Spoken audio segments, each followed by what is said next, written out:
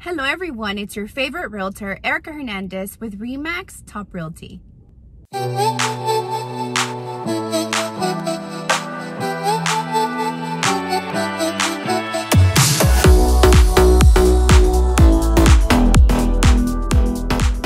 Good morning to you and happy 4th of July. If you are lucky, you might have today off, so I hope you are enjoying it. Something that I hope you are starting to pick up is that Erica is consistent. I will not take any days off, even if it's a holiday. I'm going to keep my consistency. Happy Monday, happy 4th of July. Happy day off from work. Whatever you're up to, I hope you're enjoying it. So today's topic is going to be the biggest deal breaker when applying to purchase a home. If you'd like to learn more, please stay tuned. Don't forget to follow me on social media at erikahoustonrealtor, Snapchat, Facebook, Instagram, LinkedIn, and Twitter, and now I have a TikTok. And don't forget to go to my website at www.erikahoustonrealtor.com.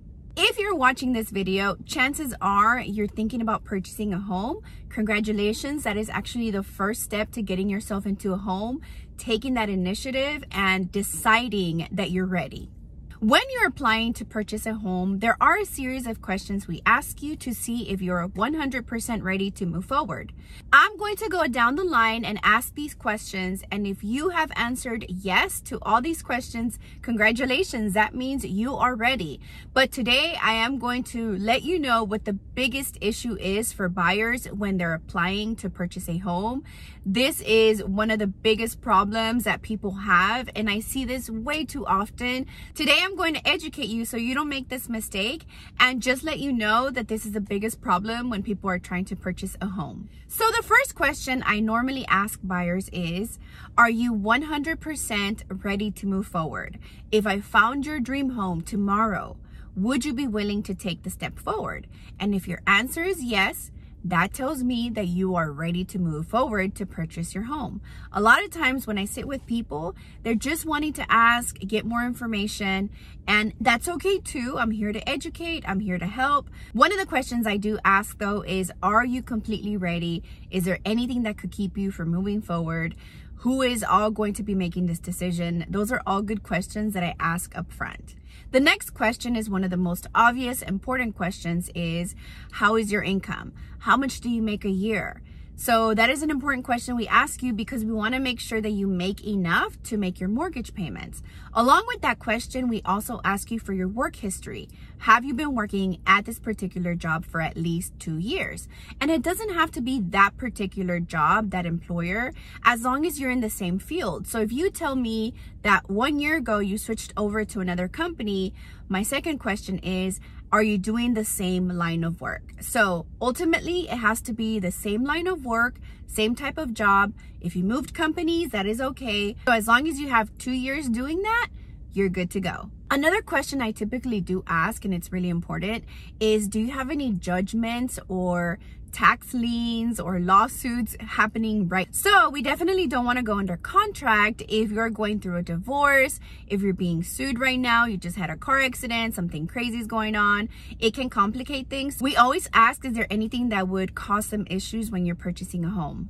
Next, we ask, do you have money for down payment and closing costs? So we will typically ask you if you have any savings saved up in your bank account. Do you have a 401k you can pull money from? Do you have the money necessary to purchase a home? The next question we ask is, how much debt do you have? Do you have student loans, medical bills, open credit cards that have high balances? Do you have a car payment? What kinds of things are you paying right now? So depending on how much income you have, we compare it to how much debt you have. And you have to be able to prove that you can take on one more debt, which would be your mortgage. So we do ask you how much debt you have. Along with that question, we also ask, are you used to paying things on time? So do you have a good payment history that you're always paying on the due dates for your credit cards, for your car payments? Are you behind on any bills? So we do ask for kind of your credit history. And the last question that is the one that is the biggest deal breaker for people. So they'll say yes, yes, yes, yes, yes throughout the whole questions. And then the last question, which now I've learned to bring that question up front, is what is your credit score? This is the biggest problem for people. They'll say, yes, I have the income. Yes, I have the money to buy this home. I don't have much debt. You know, I don't have any problems with paying on time. I've been in my job for 2 years. They'll say yes to all the questions. They have the income and all that good stuff. And then when it comes down to credit score, that is the biggest problem for people. And they'll say, well, I have the income. Is there anything I can do? I mean, I have the income, I have the money. I just don't have the credit score. Is there anything you can do for me? Unfortunately, we're not able to help you if your credit score is not at least at 580. And I say 580 because that's the lowest you can go. You don't want to be there because then you'll have to pay really high interest rates since your credit score is so low. We encourage that you have a 600, 620, 640. Obviously, anything above that is great. But guys, this is the biggest problem for people. They don't have a good credit score. I don't want you to be this person. So if you are watching and you're thinking about purchasing a home, make sure your credit score is where it needs to be. Like I said, minimum 620 if you can. And if you have children, open up a credit card and start working their credit while they're young so that they can build on it later. I think this is super, super important. I thank my mom, my dad for helping me out when I was young. They did open up a credit card for me. I didn't get to use it too much or too often. They would actually use it for me and pay it off right away. But they were helping me build my credit. And I think this is the best thing you can do for yourself, for your children. The biggest tips I can give to help your credit score is stop paying things cash. I know you might have the cash there. You just want to use cash. Cash is easier. However, to build your credit, you need to start using your credit cards, especially. Another one that I encourage people to stop using is a debit card. So use your credit card, pay it off right away since you do have the money. Debit cards really should not be used too often. I feel like you should be using credit, pay it off, build that credit score. The better your credit score, the better interest rates you'll get on anything. Home loans, car loans, credit card loans, all kinds of stuff. So it's super important that you keep using that credit card and pay it off right away. Use a credit card, pay it off right away. The other tip is stop running your credit everywhere. So if they're giving you some kind of discount at a store for applying for their credit card, that is the biggest mistake you can do. Too many inquiries on your account, meaning you're pulling your credit here, you're pulling your credit there and everywhere. That looks really bad on you and it does affect your credit score. When you're looking to qualify for credit cards and cards everywhere and all these kind of programs. So stop running your credit. That's the biggest mistake you're making. Another tip for credit is pay your stuff on time. If you are not that disciplined, the best thing you can do is put it on auto pay.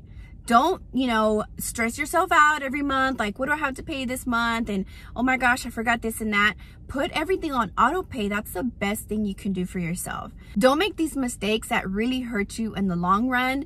I thought I'd just kind of give you some tips on that because this is the biggest deal breaker. That buyers that come to me, they're ready to go. And then I talk about credit score and it just crushes my heart to see that they don't have the credit score necessary to purchase a home.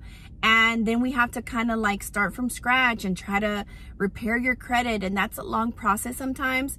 So the biggest tip I can give you today is work on your credit score. Make sure you're doing the things that you need to do as a responsible adult that can get you the best things in life, which I would say buying a home is one of those things. If you're still with me, I love you. Thank you so much for sticking around. Don't forget to do the drill, like my video, subscribe to my channel, leave a comment, turn on the notification bell, all that good stuff. Have an amazing day and I can't wait to see you next week. Thank you so much for watching.